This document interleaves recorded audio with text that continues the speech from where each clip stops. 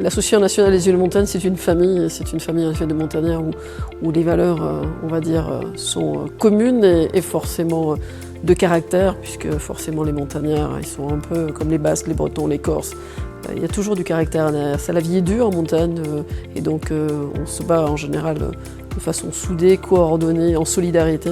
Et c'est aussi l'esprit qui nous anime, droite et gauche confondues, ici, puisque nous sommes des parlementaires et des élus locaux de toutes parties confondues.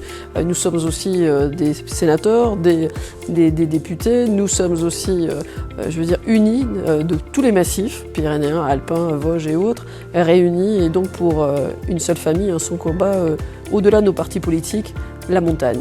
Le tourisme d'hiver, vous savez à quel point il est important aujourd'hui et donc potentiellement la question évidemment de l'avenir, de la pérennité des stations de ski et même si la montagne ne se réduit pas aux stations de ski, évidemment on va dire l'activité économique majeure est essentiellement basée sur le ski.